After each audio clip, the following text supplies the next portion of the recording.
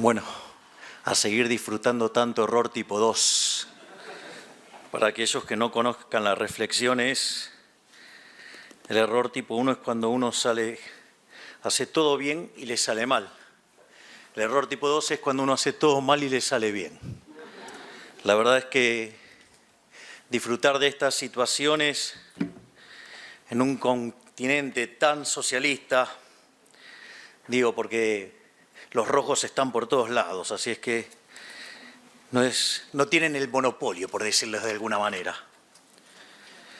En primer lugar, deseo agradecer al Partido Libertario y al Centro de Estudios Libertarios por esta nueva visita que tengo la posibilidad de hacer acá a Chile. Además, me llena de orgullo estar en este lugar donde se inició el milagro chileno, el milagro que causó admiración en todo el mundo. Por eso también es un honor tremendo tenerlo a Rolf Luders, a Juan Aristía, digamos, parte de esa generación llamada los Chicago Boys, que alumbraron al mundo con el camino de la libertad.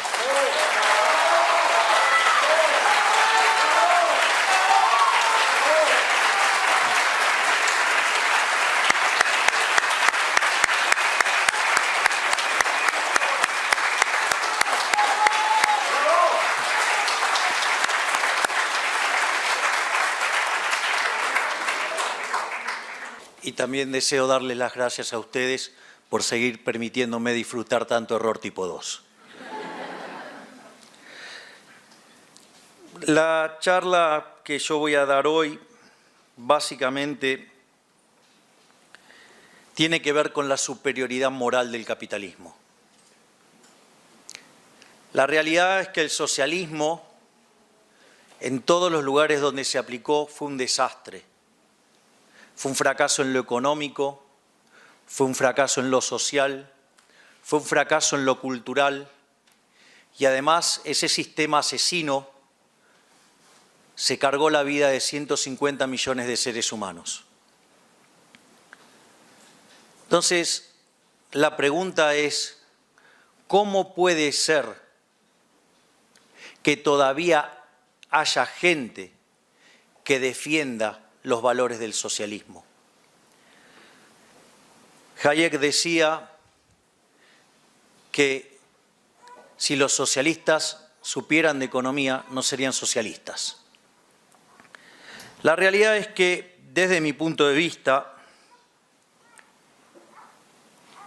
nosotros, los que defendemos la economía de libre empresa,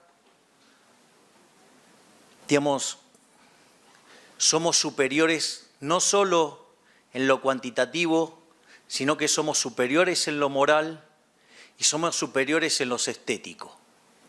Ahora, bueno, no se rían, es cierto. A ver, lo voy a hacer un planteo muy simple.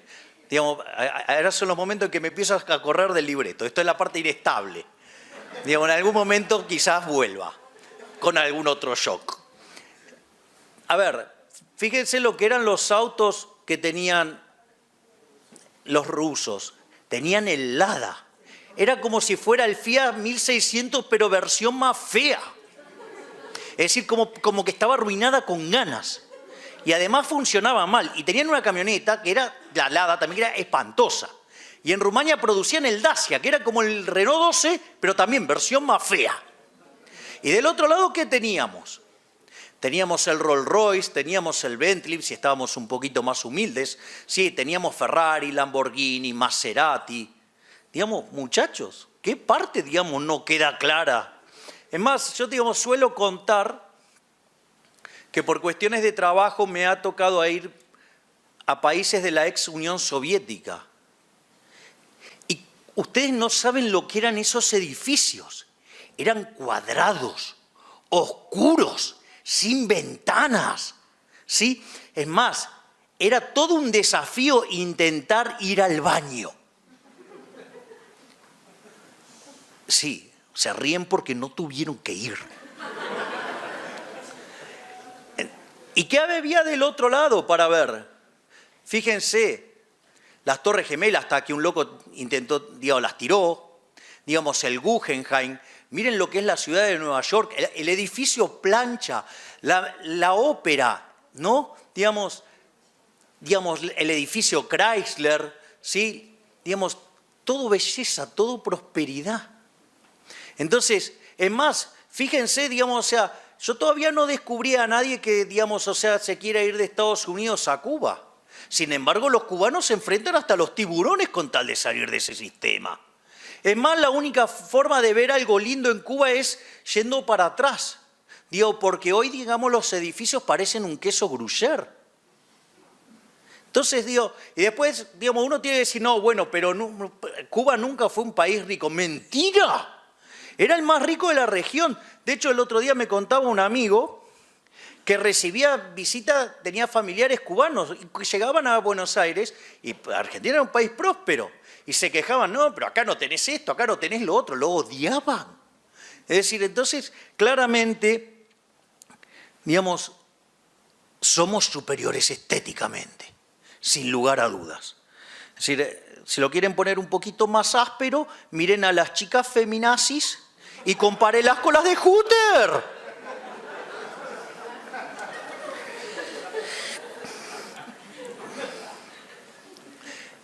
Y también, digamos, somos superiores en lo productivo. Es decir, aquellos países que son más libres son 8 veces más ricos que los que son reprimidos. El decil más bajo de la distribución en el país libre vive 11 veces mejor que su equivalente en el país reprimido. Es decir, que además tenemos una distribución del ingreso más igualitaria. Es más, y esto es el dato probablemente más importante al momento de discutir ciertas cuestiones. El ciudadano que vive en el decil más bajo del país libre tiene el doble de ingreso per cápita que el ingreso promedio del país reprimido. Dado que además la distribución del ingreso lleva un formato que se conoce como log normal o chi cuadrado, o también conocida como distribución Pareto, es decir, donde la mediana está por debajo de la media, quiere decir en términos prácticos que entre el 75 y el 80% de la población vive con menos que el ingreso promedio. Esto significa que aún aquel que vive en el decil más bajo del país libre está mejor que el 90% de la población del país reprimido. O puesto más amigablemente, es mejor ser cola de león que cabeza de ratón. Pero, ¿qué pretenden si los ratones no piensan? Es decir, Ayn Rand tenía una frase fabulosa que decía: ustedes no pueden obligar a la gente a vivir en el paraíso capitalista si la gente quiere vivir en el chiquero inmundo de los comunistas. Consecuentemente, el argumento central es, pero ¿cómo puede ser que entonces nos ganaron? ¿Por qué nos ganaron la batalla cultural? Y nos ganaron la batalla cultural porque en el centro del análisis pusieron la desigualdad. Ellos se arrogan ser un sistema más justo. Y eso fue lo que prendió en la población. Entonces, lo que yo voy a hacer en esta presentación es demostrar que eso es falso. Voy a demostrar que además el capitalismo es el único sistema justo y que es superior moralmente, porque los valores subyacentes en el liberalismo son superiores a los del socialismo. Y el eje central para llegar a esto, en el fondo, es muy importante la cuestión de los valores. ¿Por qué? Porque los valores son los que terminan definiendo las instituciones. Y esas instituciones son las que terminan denotando hacia dónde se va a mover la economía. ¿Quieren un buen ejemplo? El país con forma de bife, o sea, de donde yo vengo. Argentina terminó el siglo XIX con el PBI per cápita más alto del mundo. A partir de 1928 comenzó a abrazar paulatinamente las ideas del socialismo. Hoy Argentina está a 70 y va camino a seguir empeorando. Por lo tanto, una de las cosas que nos hemos dado cuenta es que el eje central es moral y que además el único sistema con buenos valores morales es el capitalismo y que eso conlleva a un conjunto de instituciones que permite el progreso. Entonces, ¿a dónde va a terminar toda esta discusión? En comprender la teoría de la distribución. El eje central de mi presentación tiene que ver con la teoría de la distribución. Porque cuando uno comprende la lógica de la teoría de la distribución, en el fondo lo que va a estar contrastando es el fundamento teórico de las dos visiones, que es la teoría objetiva del valor, es decir, la teoría valor-trabajo sobre la que trabajan los socialistas. Bueno, esto de trabaja es una metáfora. No sé si los socialistas odian más al agua, ¿sí?, o al trabajo. Y por otro lado, digamos, la economía de mercado sustentada en la teoría subjetiva del valor. Y cuando uno llega a comprender eso, va a poder derivar cuáles son los valores morales. Entonces va a descubrir que toda la teoría del socialismo se apoya sobre un error teórico. Y que cuando ustedes le pegan a eso, se cae como un castillo de naipes. Por lo tanto, en la presentación voy a hacer una introducción sobre lo que tiene que ver la teoría valor-trabajo y cómo ello deriva en la teoría de la explotación. Después voy a abordar la teoría subjetiva del valor y cómo ello deriva en otra forma de mirar la distribución del ingreso y después ir sobre el problema de la desigualdad. Lo primero que tenemos que entender es que en el caso, digamos, que se fundamenta la teoría de la explotación es porque parte de una teoría del valor objetiva, que es la teoría del valor-trabajo, y los bienes son producidos, o sea, esto yo lo digo literalmente, yo no estoy agregando nada, producidos enteramente por trabajo. ¿Sí? En este contexto, digamos, lo que ustedes van a tener es que los trabajadores no perciben, según esta teoría, el fruto total de su trabajo. Y eso se debe básicamente a las instituciones nefastas del capitalismo. Y aparece como un resultado la plusvalía. Los antecedentes, concretamente, de la teoría valor-trabajo, arrancan con Adam Smith, en su libro Investigación sobre la naturaleza y la causa de la riqueza de las naciones, capítulo 5, y Adam Smith sostenía que el valor de un bien o servicio depende de la cantidad de trabajo incorporada y que en todo bien se utiliza trabajo para ser producido. Sin embargo, me parece que acá vale hacer una aclaración, porque lo que sostenía Adam Smith era que el factor trabajo no determina el precio de los bienes. el precio de los bienes está determinado por las condiciones de oferta y demanda, pero que en el equilibrio de largo plazo iba hacia sus costos determinados por el trabajo. Es decir, la obsesión de Adam Smith era encontrar un estado estacionario.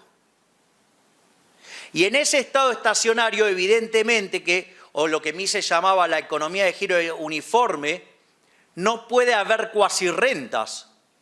Por lo tanto, si no hay cuasirrentas, los precios se tienen que igualar con su costo medio total. Ahora, dada la teoría valor-trabajo, entonces eso iba a converger justamente a la cantidad de trabajo. Hago esta aclaración porque desde mi punto de vista, Adam Smith fue un adelantado a su época.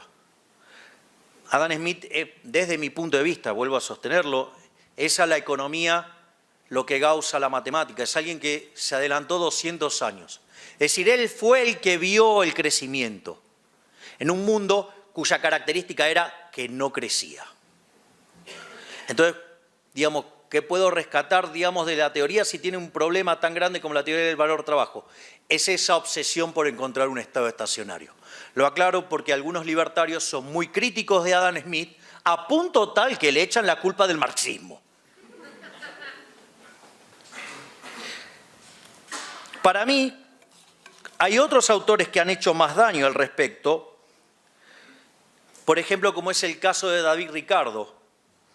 Porque David Ricardo dice que el valor de un bien aumentará o disminuirá conforme a la cantidad de trabajo empleada para producirlo. Pero además señala que en el ingreso total, el trabajo no se lleva todo. Es decir, deja las puertas abiertas ¿a qué? Al meter el problema de la distribución, deja abierta la puerta a la teoría de la explotación. Porque si todo el valor viene determinado por el trabajo, ¿cómo puede ser que hay una parte que no se la lleva el trabajador? Pero quien terminó de darle con el clavo con todo es el señor John Stuart Mill. John Stuart Mill, básicamente, lo que hizo fue presentar un postulado que sostiene que la producción es independiente de la distribución. Por lo tanto, ustedes podían producir y después, de forma independiente, distribuirlo. Y eso tenía lógica dentro de la teoría del valor-trabajo, porque si yo tengo una determinada cantidad de personas en la economía, con una determinada capacidad de producción, y tengo justamente la función de producción conocida, es obvio que la cantidad de producto en la economía está dada. Consecuentemente, eso está dado. Es casi como que existe una torta. Y por ende, ¿por qué hay gente que se lleva parte de la torta sin hacer nada, supuestamente? Y eso, digamos, otra de las cosas que dice bajo esta situación John Stuart Mill es que, dada esa producción, yo después la puedo distribuir como se me da la gana. Y que eso no afecta a los resultados. Claramente, todos esos elementos fueron lo que dieron lugar a las ideas socialistas, o las alimentaron en gran forma. Una de las aportaciones que quiero presentar, por ejemplo, porque después ustedes las van a escuchar regularmente, entonces es bueno saber de dónde viene. Es decir, es bueno saber de dónde viene el olor a excremento. Digo, como verán, estoy haciendo un esfuerzo por ser polite. Del otro lado de la cordillera diría, es para saber de dónde viene el olor a mierda. Uno de los autores es Sismondi, y fíjense esto, dice que el libre mercado implica concentración, es decir, pocos ricos muchos pobres y cada vez menos ricos y cada vez más pobres. Además señala que el capitalismo va hacia una crisis de sobreproducción.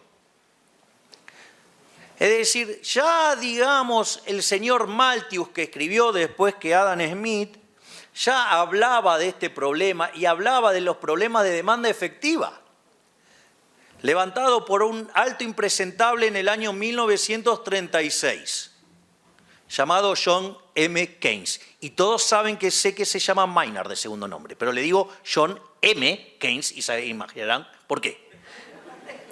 Digo, tiene que ver con el olor.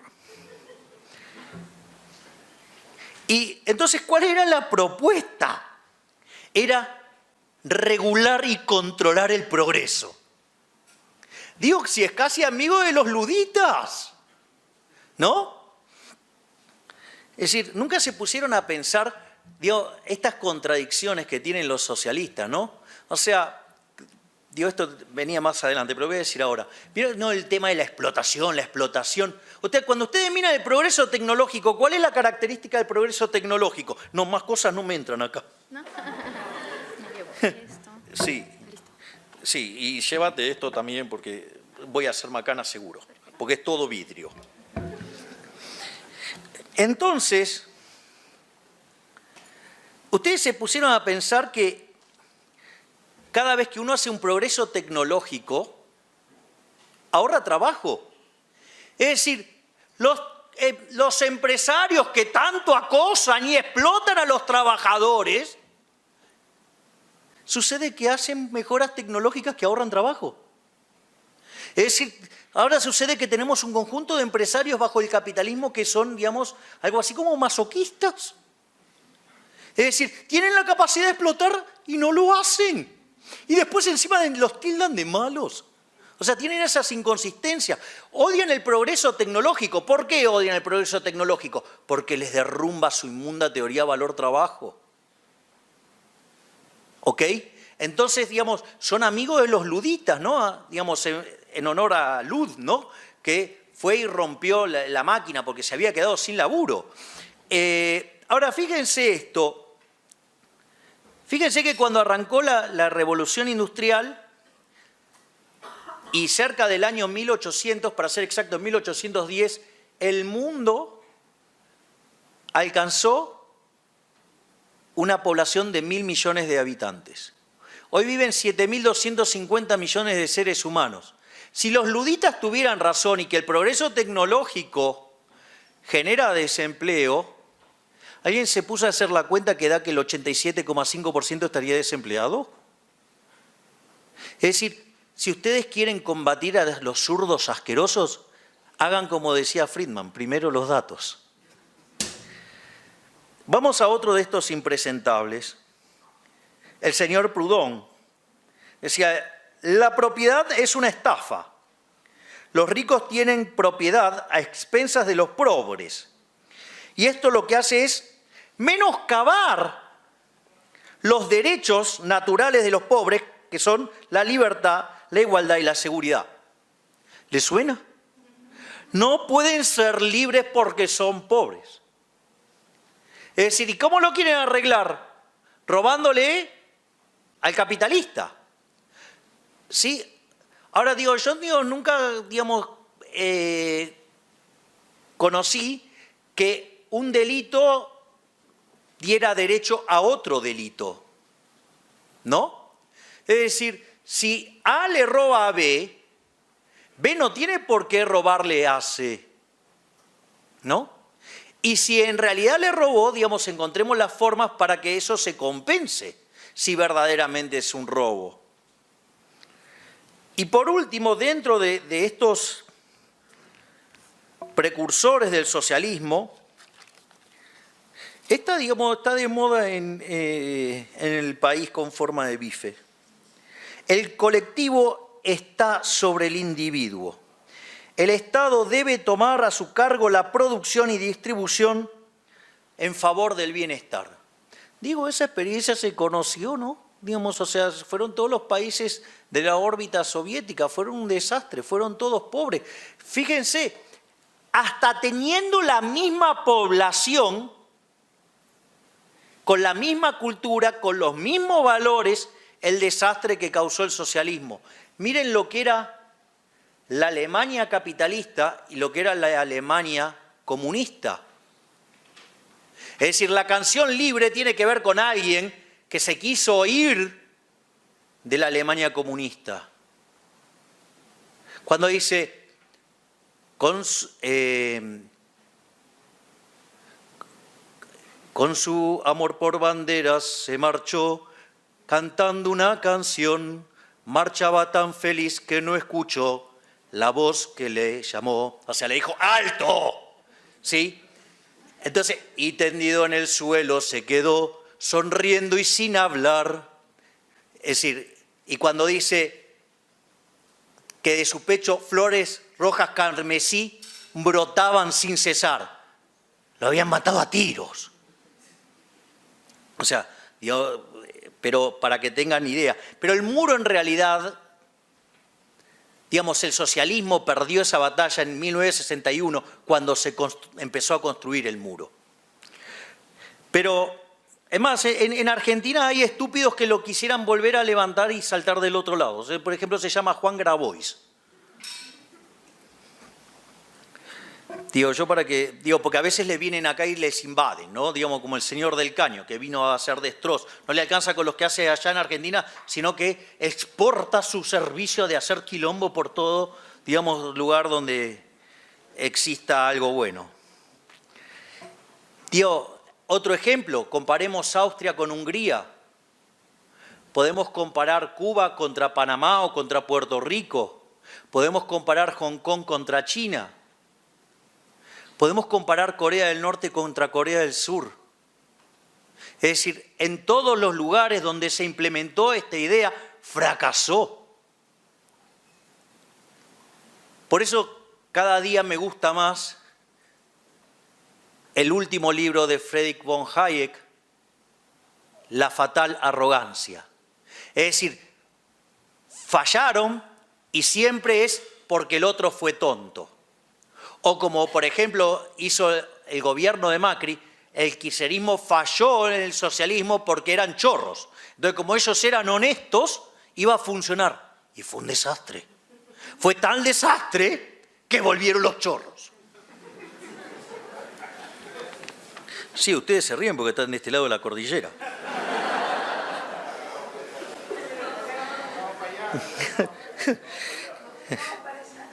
Sí, parece que los sedujo el modelo.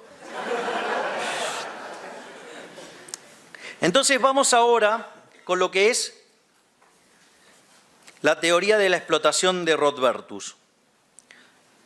¿Por qué es importante esto? Porque a esto después Marx hace 6 mejoras y esto es con lo cual nos viven atosigando esta gente.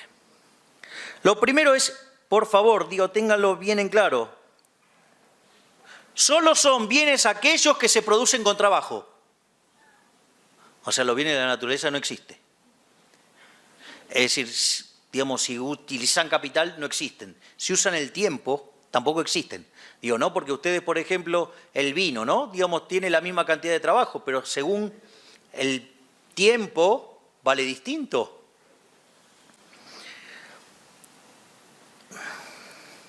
Y este es muy bueno este concepto, para lo que es esta teoría. El ingreso del dueño de la tierra es el trabajo no retribuido. Es decir, como los bienes son determinados por la cantidad de trabajo que tienen, si hay una discrepancia, llámense interés, renta, beneficio o lo que sea, eso es trabajo no retribuido. Eso es explotación. Eso es lo que después Marx llama la plusvalía. Entonces, ¿cómo ocurre esto? Básicamente porque los trabajadores son coaccionados, ¿sí?, por las instituciones para ser explotados. Cuando ustedes, les toque debatir con un zurdito empobrecedor, Dios siempre les va a decir que los trabajadores son explotados. Entonces la pregunta es, che, yo lo quiero contratar a él. Digo, es un intercambio voluntario. Entonces la pregunta es, ¿está contratado a punta de pistola? Es decir, digo, porque Dios, nadie lo retiene si quiere que se vaya. Pero no, siguen sosteniendo el tema de la explotación. Cuando si uno hiciera esto sería un delito. Pero claro, para ellos quiere decir que están parados en las instituciones del capitalismo. Digo, como verán, cuando ustedes empiezan a ir al corazón de todo esto, todo es un delirio. Además, los capitalistas, terratenientes, roban a los trabajadores parte de la producción. ¿Por qué? Porque el precio de los bienes viene determinado por el costo del trabajo. A esto es lo que se suma Marx, y es interesante, hay partes que las voy a saltear para ir un poco más rápido. Por ejemplo, para él, también solo son mercancías aquellas que tienen o incorporan trabajo humano. Pero eso lo hacen de manera más hábil que Rodbertus, porque entonces eso excluye a otros bienes. Él considera como commodities, digamos, y los considera, digamos, que solamente él va a analizar aquellos que se generan a partir del trabajo. Otra cuestión más que agrega Marx, y basado en Aristóteles, es que todos los intercambios son intercambios de cosas iguales. Es decir, cosas que tienen la misma cantidad de trabajo. ¿Por qué? Porque si fuera de modo distinto, alguien estaría perjudicando a otro. Si uno está aportando una determinada cantidad de unidades de trabajo y el otro le aporta otra, hay una parte que está perdiendo y hay una parte que está ganando. Entonces los intercambios son de bienes que tienen la misma cantidad de trabajo. Naturalmente la plusvalía es la parte de los ingresos que no se le paga a los trabajadores. De vuelta, digamos, el beneficio, la renta, el interés, como ustedes quieran llamarlo. Después hay otro elemento muy interesante que Marx presenta lo que se llama el polilogismo. O sea, digo que la estructura lógica de la mente depende, digamos, de las clases sociales. Es como si hubiera una lógica de pensamiento para los trabajadores, una lógica. La lógica es lógica. Digo, esto se parece a las discusiones, digamos, cuando a mí me ha tocado discutir con feministas. ¿No? Entonces, sí, digo, no es justo decirle feministas, feminazis o hembristas o femibolches, ¿sí?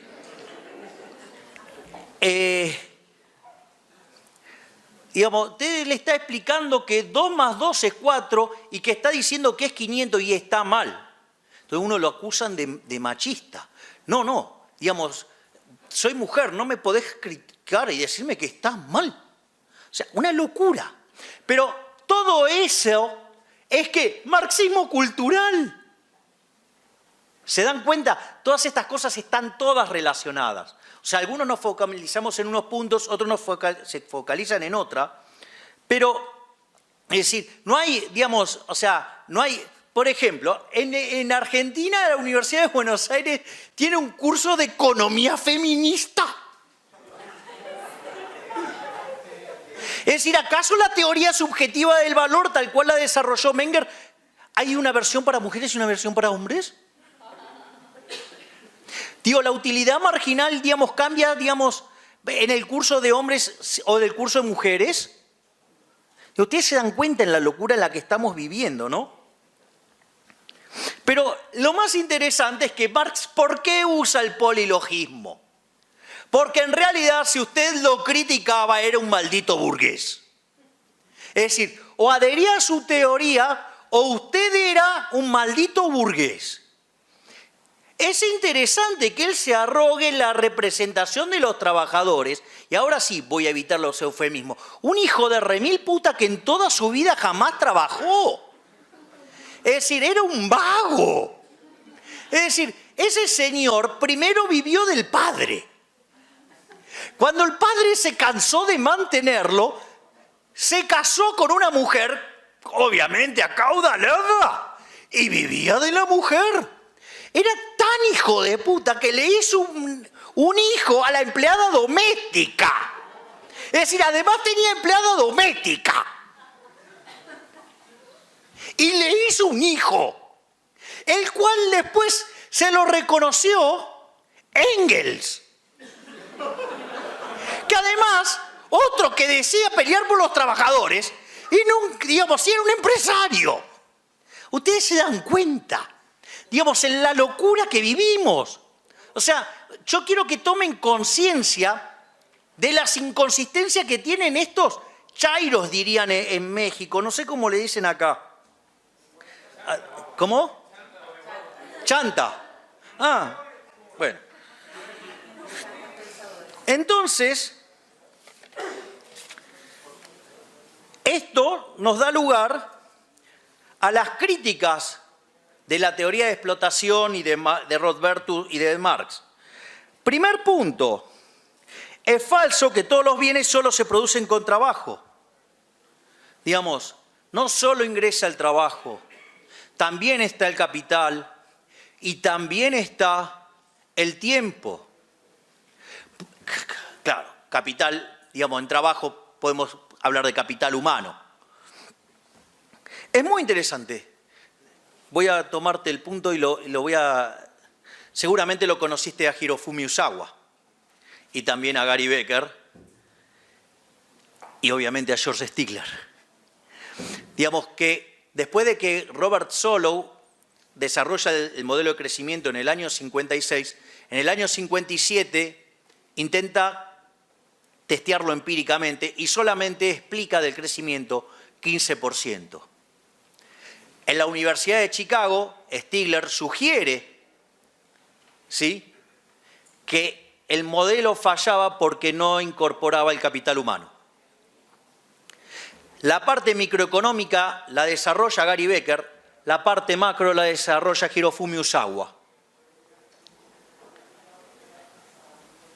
Eso es interesante porque muchos años más tarde, en 1989, paradójicamente, economistas del MIT como Gregory Mankiw, David Romer y David Weil descubren que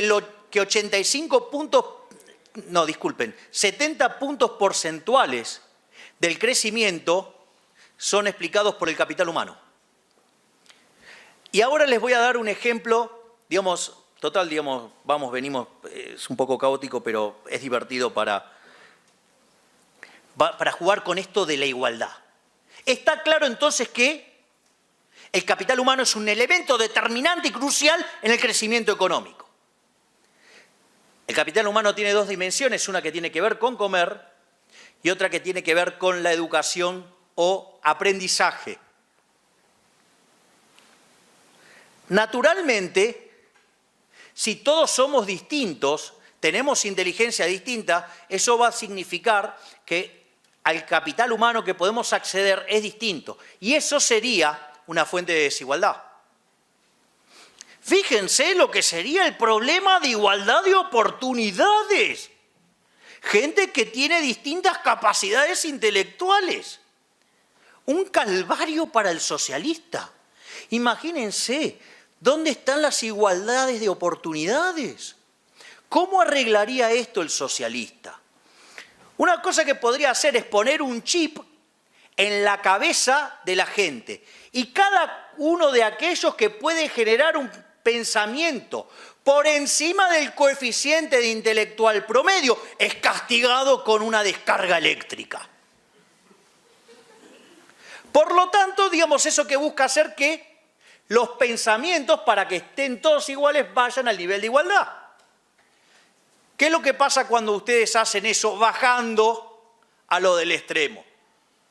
El promedio cae. Por lo tanto, ahora necesitan nuevos chips, digamos, y empezar a hacer la descarga cada vez más fuerte para que vaya sobre cada vez niveles de inteligencia más bajos. Cuando ustedes siguen con este proceso, el resultado final, ¿cuál es? La inteligencia máxima de esa economía es la del más tonto. Por ende, esa economía se hunde. Digo, bien socialista. Digo, también pasó en Argentina, digamos, con el gobierno de Macri. Es decir, teníamos un jefe de gabinete con un auténtico socialista con síndrome de Procusto. Hoy lo dije, un economista se puso muy incómodo con esto. Por lo tanto, lo voy a repetir. El señor Procusto, que vivía en Grecia, era un socialista porque estaba obsesionado con que todos fueran iguales. Era un buenista, era un igualitarista. No sé qué otro nombre usan por acá, pero digo, estos que son fanáticos de la igualdad. Entonces, ¿qué hacía? Invitaba a personas a la casa, de a uno, los invitaba a cenar y les daba para escabiarse de novela. No sé cómo se dice emborracharse acá, digamos, versión slang, pero digamos, lo ponía borracho. Entonces, claro, como quedaba tan borracho y quedaba así como afectado, lo invitaba a quedarse a dormir. Entonces le daba una cama. Si ese hombre era más alto que las dimensiones de la cama, le cortaba las piernas y si era necesario la cabeza. No, se llama Procusto. Y esto, digamos, se llama síndrome Procusto, que es algo que padecen todos los socialistas. Si era más ancho, le cortaba los brazos. Si era más corto, lo estiraba. Es decir, era un asesino, era un sanguinario. ¿Y acaso no son los pésimos resultados que genera el socialismo? Si no les gusta la de Procusto, tengo una que es muchísimo más contundente, es un poquito más subida de tono, que es que los socialistas son el club de los penes cortos. Porque ¿quién va a reclamar el pene promedio? El que la tiene chiquita, el que la tiene grande no pide amputación. Por eso son tan resentidos.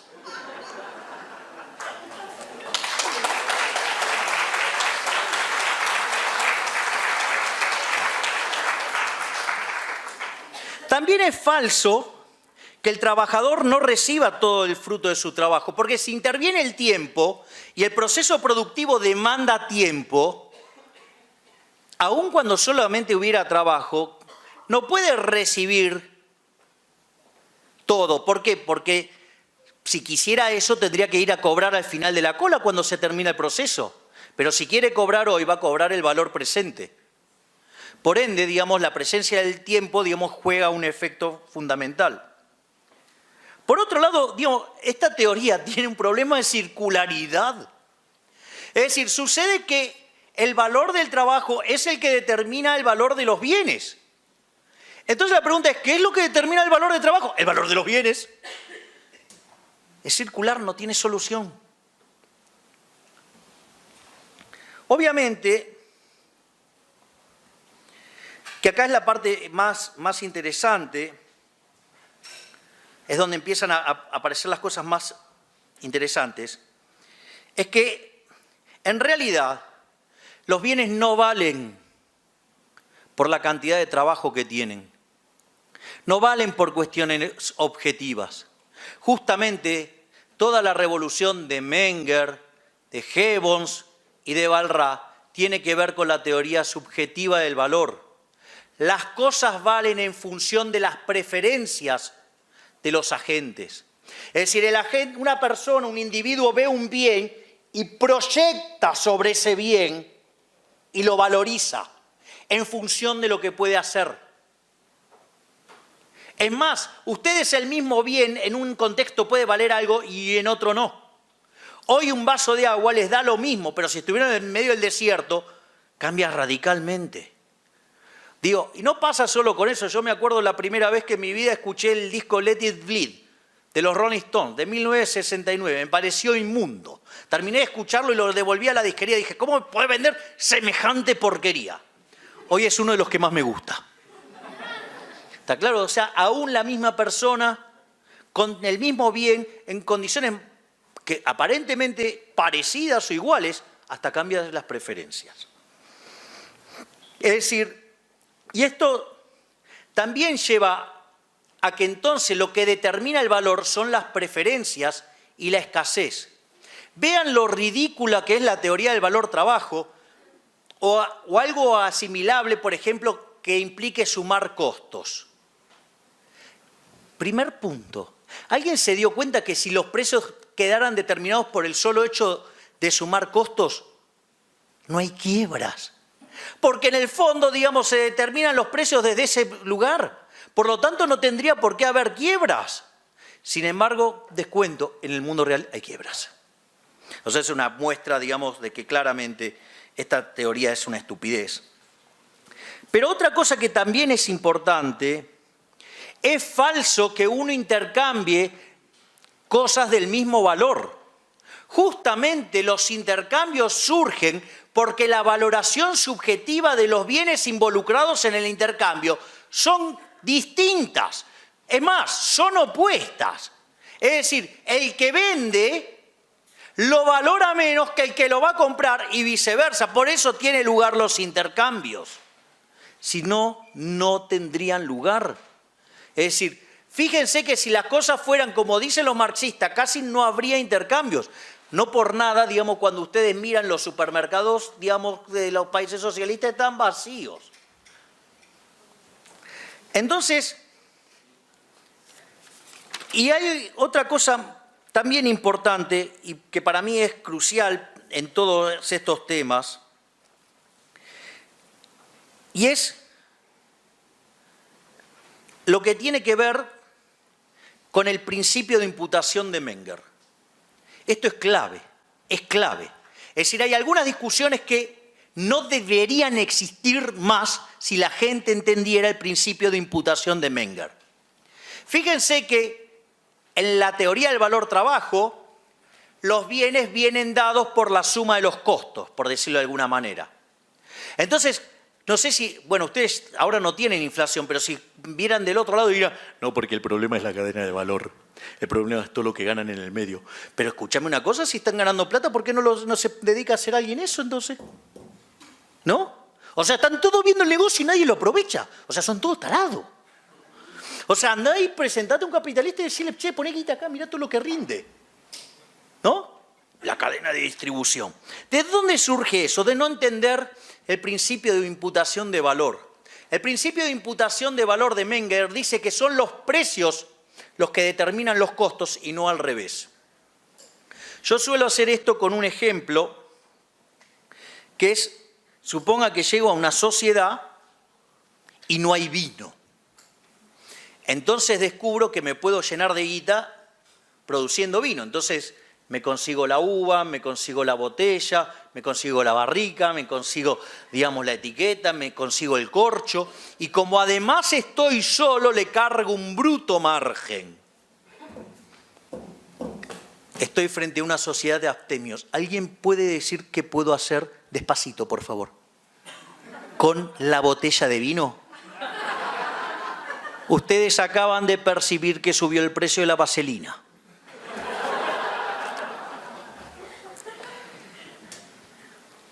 Es decir, entonces, claramente los precios vienen determinados por las preferencias y la escasez.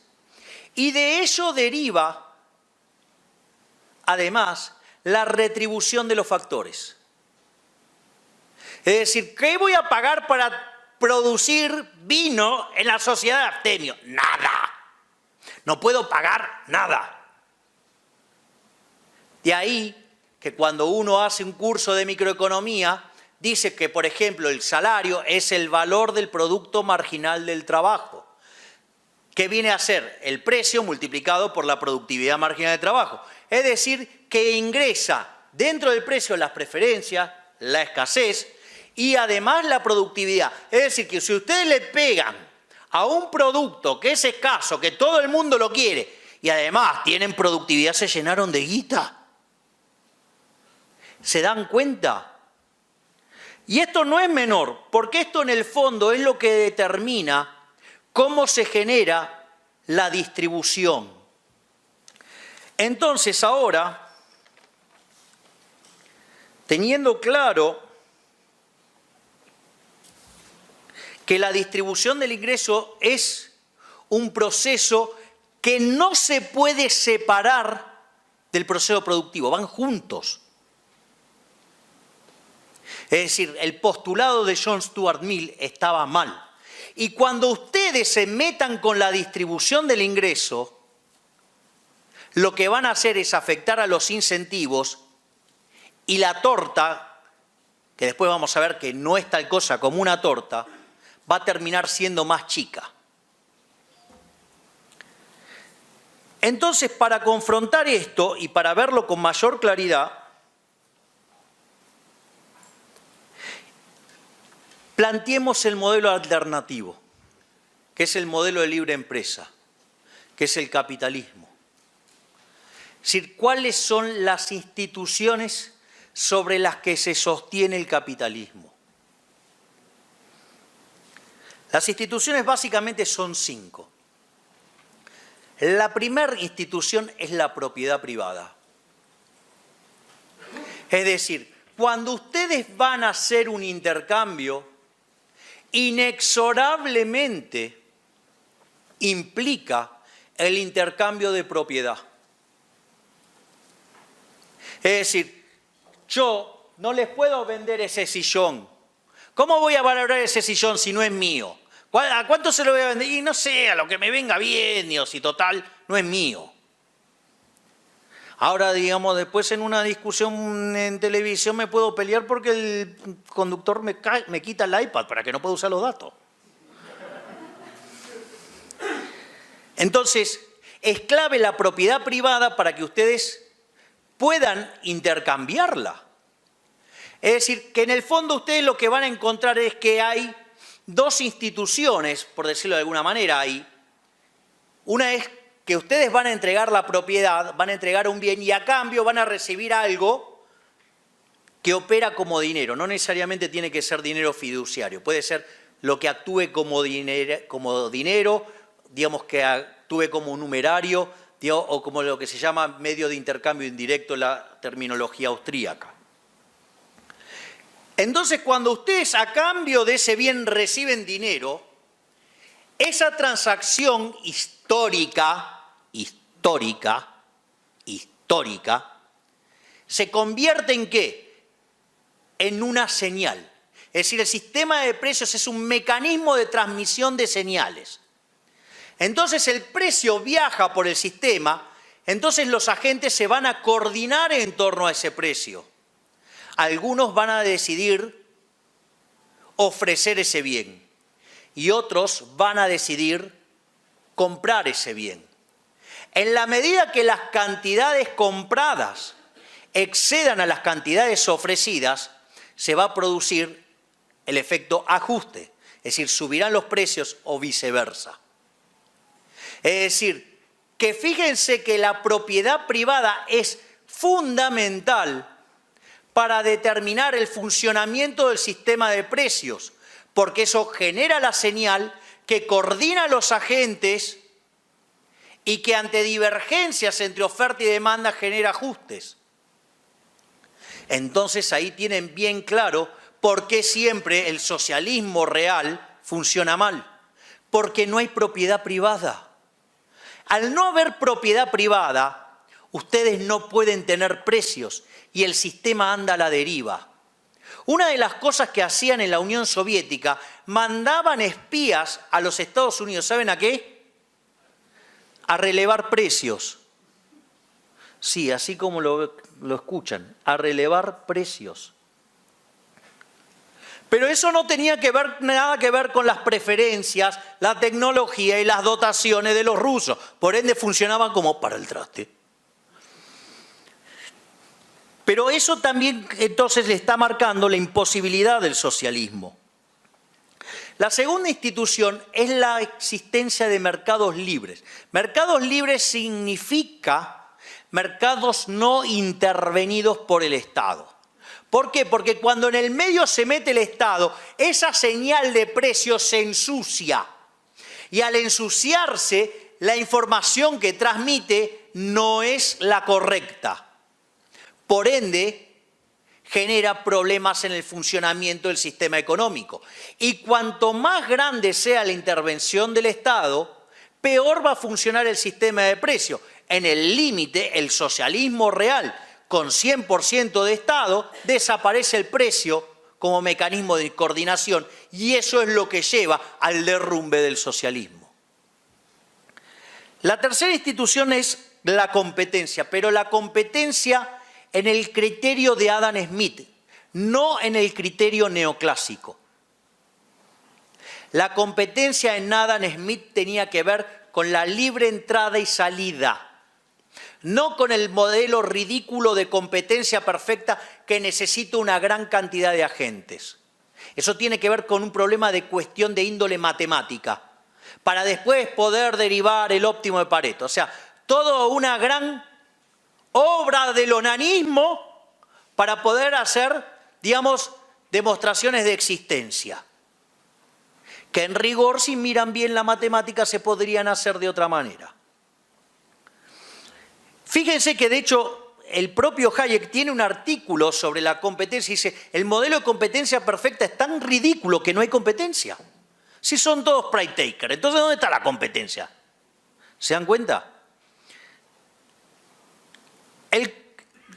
La cuarta institución es la división del trabajo, digamos, y es fabulosa esta, porque reconoce esencialmente, y gracias a Dios, que somos todos distintos. Entonces, yo me puedo dedicar a producir zapatos, él se puede dedicar a producir alimentos, y quien lo hace mejor relativamente se va a dedicar a eso. Entonces, yo llevaré mejores zapatos y él traerá mejor alimento. Imagínense si fuéramos todos iguales. Sería una inmundicia, porque miren si nos toca que todos sabemos hacer zapatos. Nos vamos a morir de hambre. O sea, con lo cual desaparecemos. Aparte sería súper aburrido. ¿Se imagina todos idénticamente iguales? Sería una aberración. Pero, entonces, de vuelta, aparece Procusto de vuelta.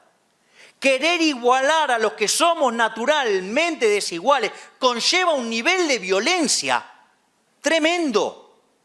No por nada estos sistemas se cargaron con la vida de 150 millones de seres humanos. Y lo otro es lo que se llama la cooperación social.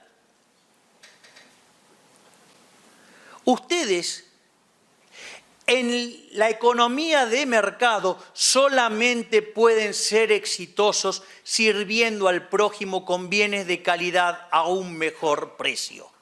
Yo lo puedo odiar a él, literalmente, lo detesto, pero no lo puedo ni ver, pero lo tengo que tratar bien.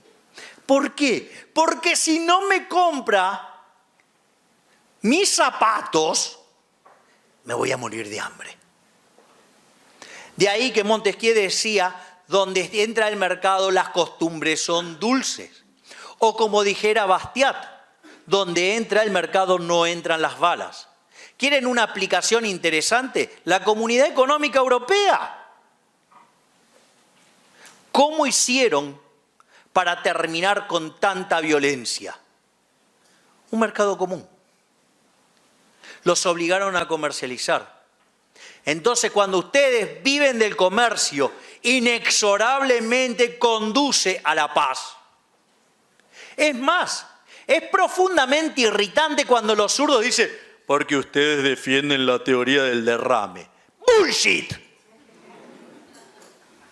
Desafío al que quiera que encuentre en la literatura liberal alguna parte donde se hable del derrame. Es más, digamos, un keynesiano insolente me dijo en Kuznets, como si Kuznets fuera liberal. Pero, fíjense, no tendría sentido. Si ustedes lo miran desde el lado de la cooperación social y de los intercambios voluntarios, si hay derrame para los dos lados, porque los dos se terminan beneficiando en el intercambio, porque si no, no habría intercambio. Pero ellos no lo entienden porque piensan con la lógica de Aristóteles que solo se cambian bienes que valen lo mismo. Es decir, de vuelta, problema de la teoría objetiva del valor versus la teoría subjetiva. Y por otro lado, si lo quieren poner en términos de eficiencia, entonces miren un empresario, les voy a decir algo, a los empresarios exitosos no se les derrama nada. ¿Saben por qué? Porque si se les derramara algo, estarían siendo no eficientes. Y si no son eficientes, puede entrar otro y vender el mismo bien a un precio más bajo o al mismo precio un bien de mejor calidad o las dos cosas. ¿Y saben qué pasa? Va a la quiebra. Por lo tanto, si el empresario es exitoso, claramente no se le derrama nada. Este es el mismo motivo por el cual la corrupción es inherente a la existencia del Estado. Porque si ustedes tienen corrupción en el sector privado, se les está derramando. Si ustedes tienen un comprador, digamos, que tiene que comprar los insumos desleal y lo está robando, quiere decir que puede venir alguien y sacarle la posición de mercado. Es decir, el propio proceso de mercado a los corruptos los va a limpiar. Sin embargo, esta situación no es igual en el Estado, porque en el Estado viven de una fuente coactiva de ingresos. Hagan las cosas bien o las hagan mal, siempre van a tener esos ingresos. Y si no les alcanza, si ustedes gastaran más de lo que le ingresa, o ajustan o terminan en la quiebra. El Estado no, les pasa la cuenta. Por lo tanto, la corrupción, además, es inherente a la existencia del Estado. En Argentina hay un escándalo de los cuadernos. Básicamente, ¿por qué? Porque se pagaban coimas para hacer obra pública. Prueba del ácido. Si la obra pública fuera cero, ¿cuánto hubieran pagado de coima? Cero. Cero. Es decir, la corrupción es inherente a la existencia del Estado.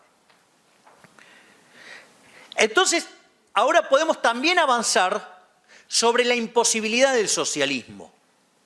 Y ahí básicamente hay dos familias de argumentos. Están los argumentos estáticos y están los argumentos dinámicos. En el paso anterior hablamos de ¿qué? Del rol de la propiedad privada y de la no intervención del Estado en un contexto de competencia, división del trabajo y cooperación social. El primer punto que tendríamos como argumento es la cantidad de información. Es decir, ustedes deberían conocer las preferencias, la tecnología y las dotaciones pasadas, presentes y futuras. Es decir, ustedes tendrían que ser omniscientes, omnipresentes y además omnipotentes. Es decir, el Estado debería ser Dios. O sea, con lo cual, en principio, es una herejía. Por ende, digamos, de ahí deriva también el argumento de Hayek de la fatal arrogancia, la pretensión del conocimiento. Digamos, ¿cómo pueden creer que pueden saber todo eso? Es imposible. Pero ustedes vieron que siempre los socialistas están con esto que siempre tienen una nueva máquina, una computadora que va a resolver todos los problemas. Es decir, nunca llega. ¿No? Digamos, a pesar de la ley de Moore, nunca llega. Miren, lo prueban en Venezuela, se arreglaba con la cuestión del dedo. No sé, ¿se los habrán amputado? Ah, porque seguro tenían dedos muy largos. Pero supongamos que por alguna cuestión se pudiera resolver todo ese conjunto de información. Digo, todo ese conocimiento disperso que en el accionar de los individuos en el proceso de mercado se coordinan para coordinar el sistema económico. Debe ser una de las obras más maravillosas de la existencia del ser humano. Hayek, el uso del conocimiento en la sociedad. Pero el problema es que muchos de estos conocimientos son tácitos. A ver, ¿quiere alguien que esté debajo del 1,65 m en la sala? Bueno, ahora vamos a hacer esto. Voy a ir con vos. Y así no se me enojan las chicas. Yo voy a pedirle al señor Michael Jordan que me describa en un papel cómo volcar la pelota en el aro de básquet. Si yo te la doy, esa descripción de cómo hace, ¿podrías hacerlo? Exactamente.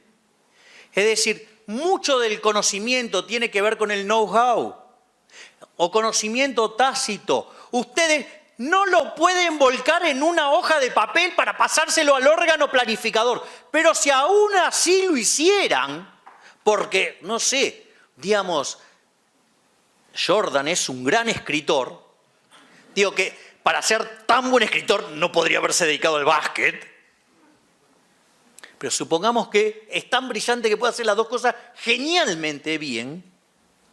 Aún así, cuando yo les pasara a todos ustedes eso, no lo van a poder hacer. Pero eso no es nada. Hay otro problema que tiene que ver con los argumentos de otra familia de argumentos que son los dinámicos. Es decir, el mercado es un proceso de descubrimiento. O sea, ustedes mañana pueden ir al mercado con el mismo bien que venían vendiendo todos los días y si cambian las preferencias se van a la quiebra. Y ahí ustedes se van a tener que rearmar. Es decir, el mercado trabaja con los precios del futuro y solamente yo le puedo mandar al planificador central los precios de ayer. Los precios de ayer son solamente registros históricos. En realidad, en la dinámica del mercado, los precios van todos los días cambiando porque es un proceso de descubrimiento. Es decir, no va a existir tal torta porque en el proceso de descubrimiento los precios de los bienes van a estar determinados en esa lógica de descubrimiento.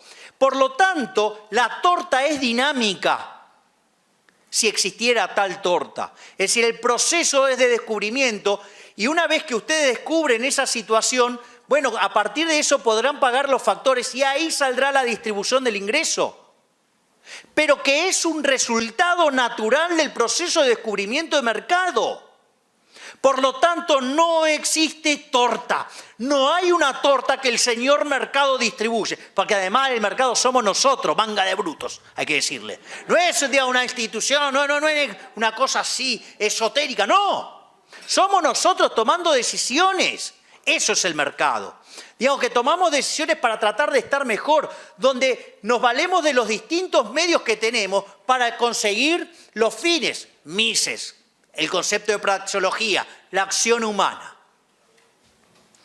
Digo, ustedes en Buenos Aires, en la Universidad de Buenos Aires llegan a hablar de Ludwig von Mises, en lugar de creer que fue el mejor economista de la historia, en la visión de algunos, ellos creen que es el 9 de Holanda.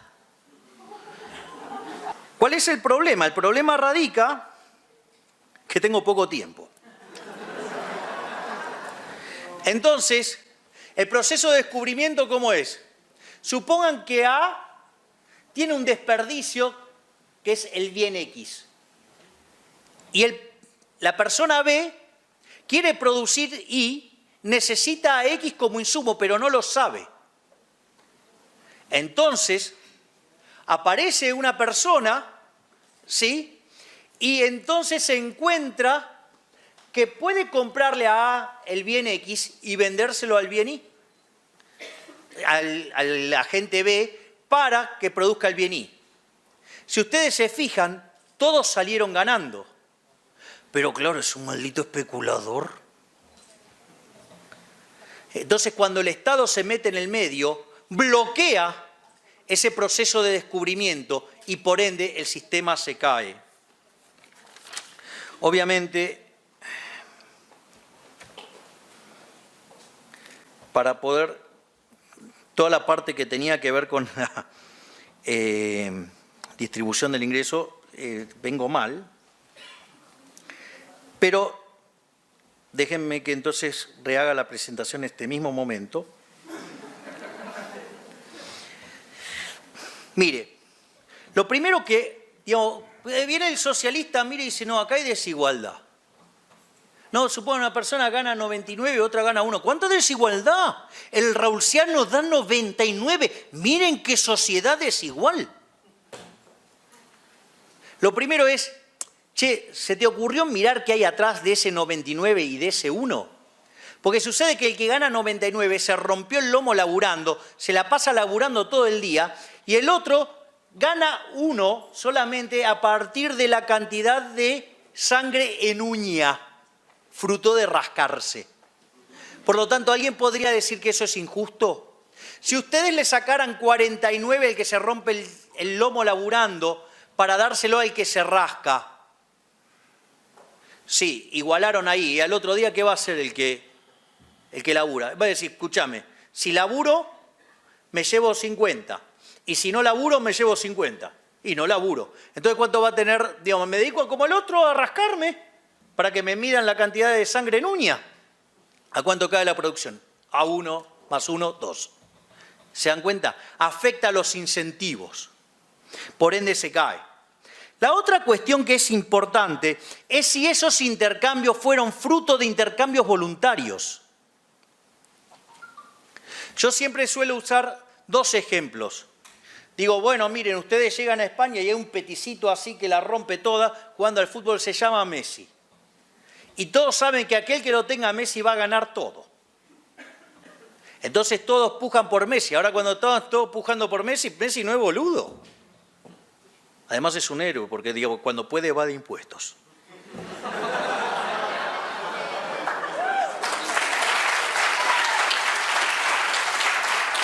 Entonces, en ese contexto, Messi dice, bueno, yo quiero el equivalente de la recaudación de 2 estadios. O sea, cada vez que el Barcelona juega de local se la quiere llevar toda. Evidentemente, entonces, ¿qué hace el Barcelona? Digamos, duplica las entradas porque los únicos que están dispuestos a pagar eso son los catalanes.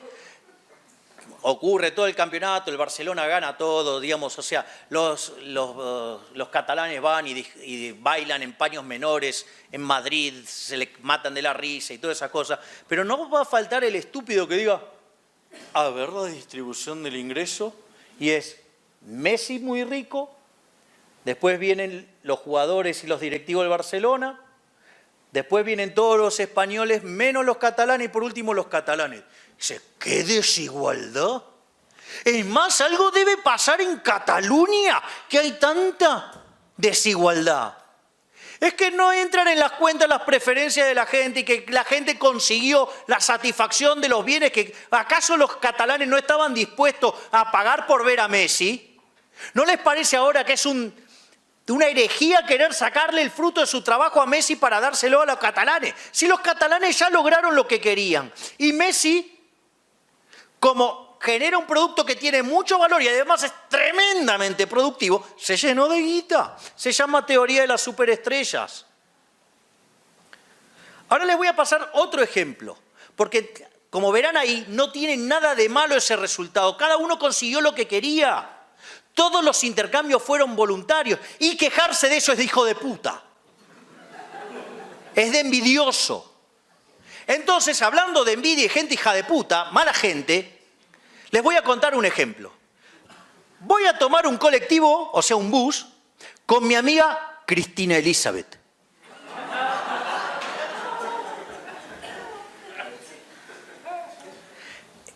Y ella está profundamente comprometida con los pobres. Y con el igualitarismo. Y con el todos, todas y todes.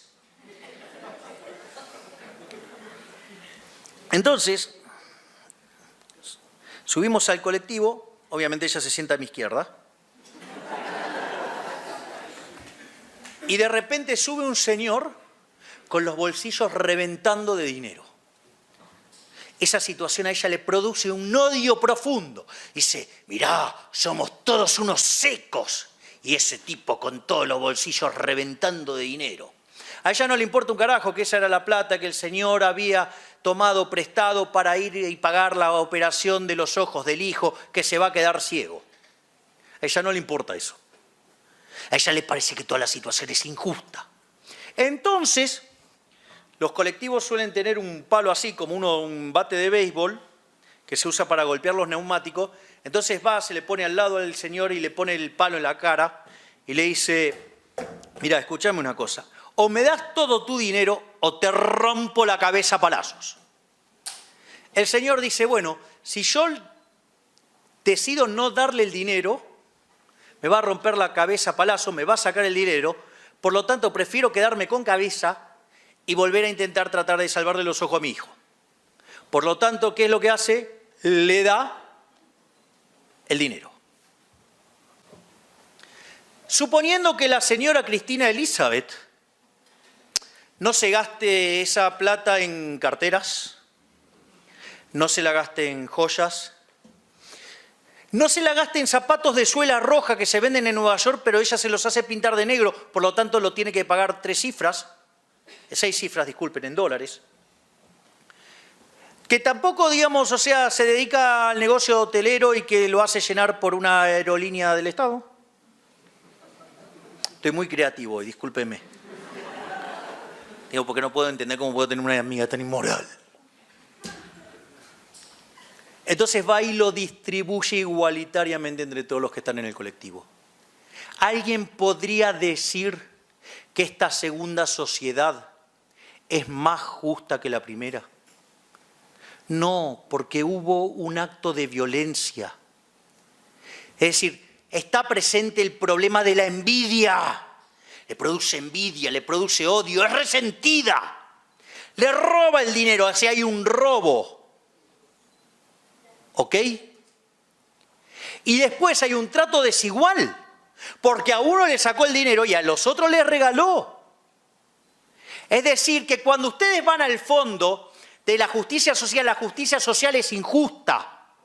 Cuando ustedes le vengan a hablar de la justicia social, ustedes le deberían preguntar, ¿vos estás a favor del robo? No, me decía hoy el economista de hoy. No estoy a favor del robo, pero los impuestos son buenos. Es decir, que hablar de impuestos buenos, digo, impuestos óptimos, es como, miren, ustedes, o sea, ¿están de acuerdo con la vida? ¿Está bien que la gente, dejar vivir a la gente? Digamos, el respeto irrestricto del proyecto de vida del prójimo. Y sí. ¿Está bien matar a la gente? No. Bueno, digamos, el impuesto óptimo es como que existe un nivel de tortura óptima. Una locura. Entonces, digamos, lo primero que hay que entender es que los impuestos son un robo porque no los pagan voluntariamente. Si ustedes no los pagan, van presos. Miren, Al Capone para mí era un héroe, ¿no? Porque básicamente vino un malparido de la poltrona y prohibió a la gente tomar alcohol.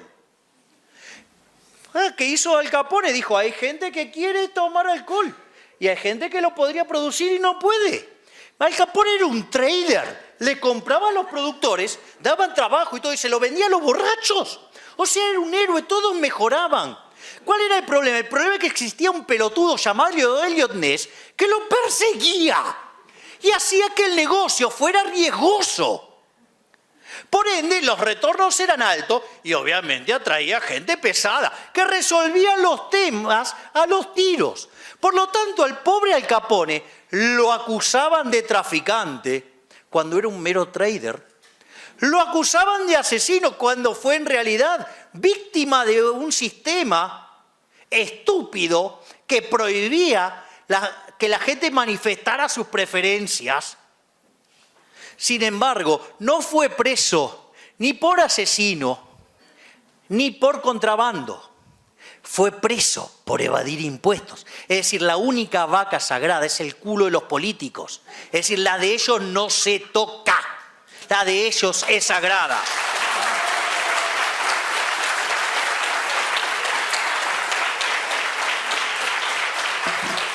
Por lo tanto, para ir cerrando la presentación, lo que quiero manifestar es, por un lado, ustedes tienen los valores del socialismo.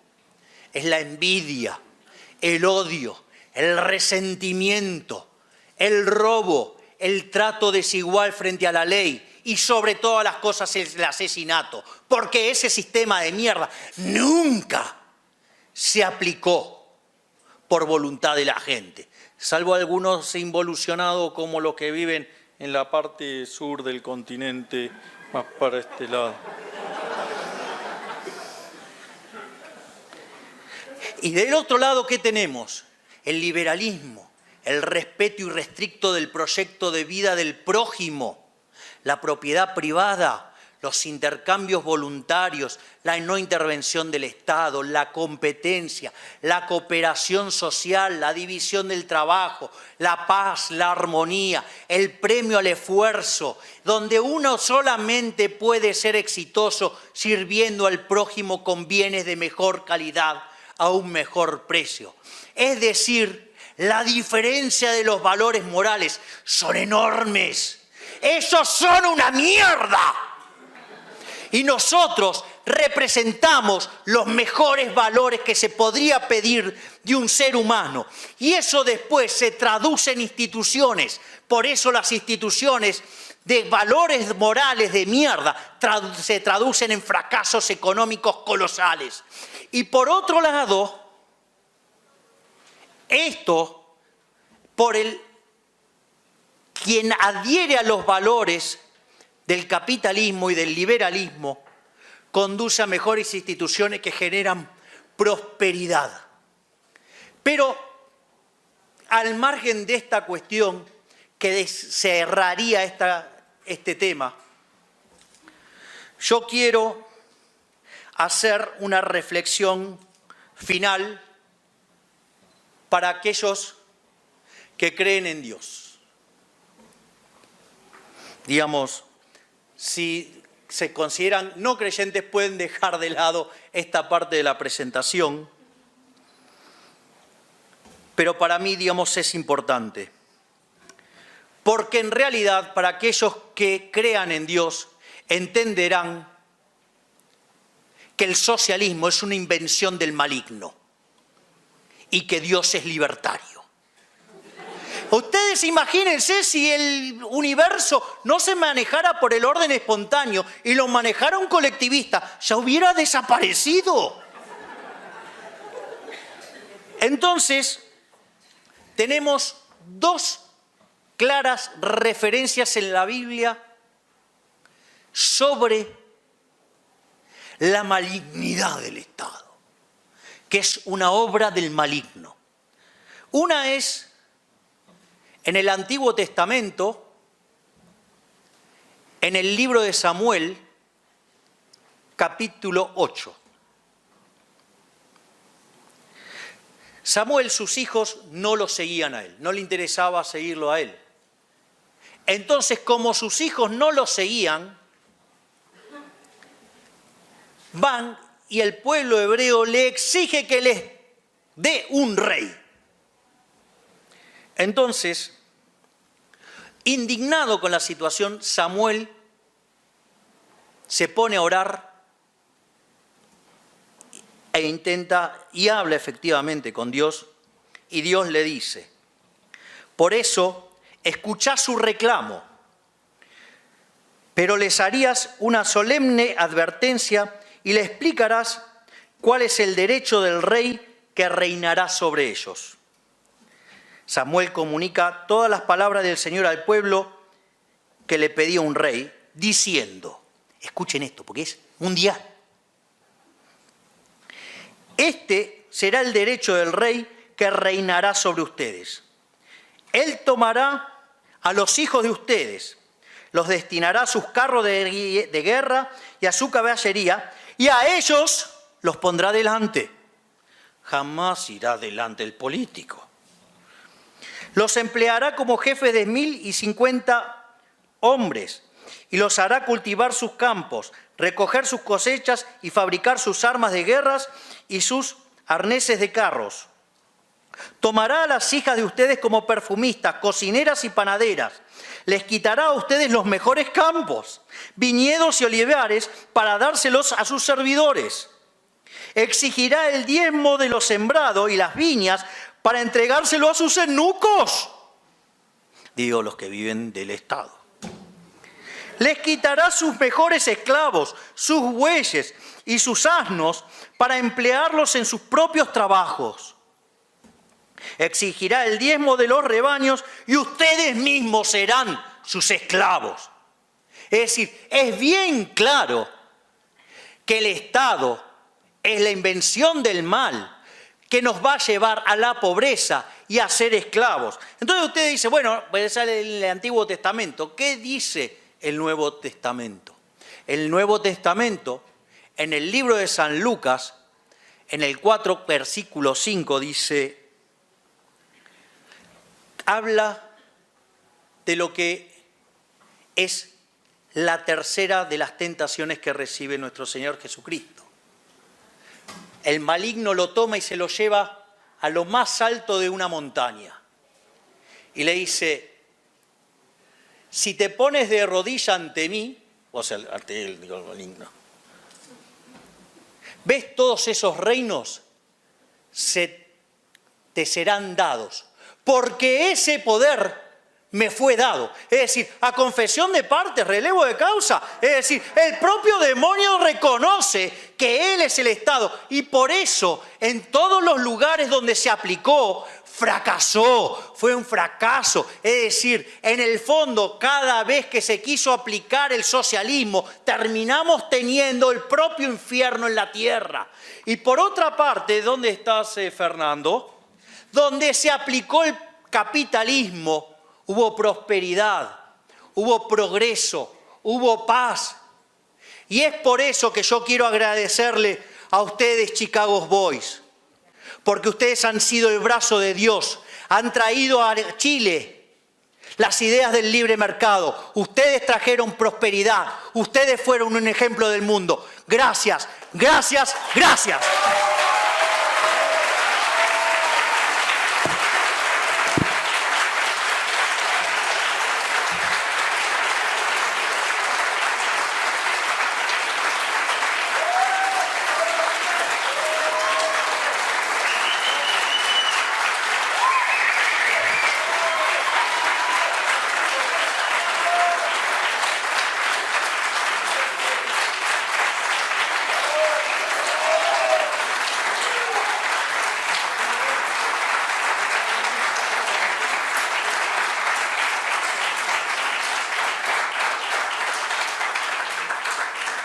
Si ustedes me permiten, no los molesto más y les dejo solo una reflexión final.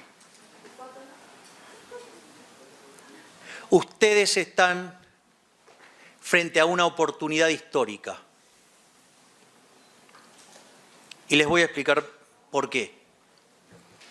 Hoy anda dando vuelta un mapa de América Latina, todo pintado de azul y con dos manchas rojas. Una es Argentina y la otra mancha roja es Venezuela. Pero eso es una foto. En realidad, ustedes se encuentran frente a un momento único. El sur de Río va a venir por el modelo chileno.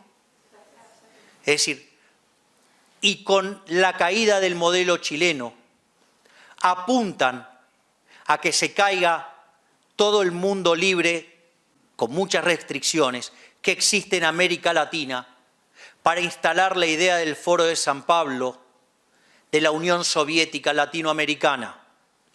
Por lo tanto, es una oportunidad histórica que ustedes tienen para defender este modelo.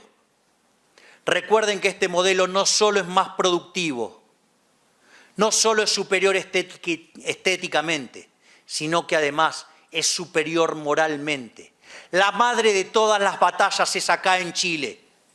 Y es necesario del esfuerzo de todos los libertarios venir y contribuir y poner el hombro en esta batalla, porque si no el socialismo se va a llevar puesta a toda América Latina. Así que fuerza y ¡viva la libertad, carajo!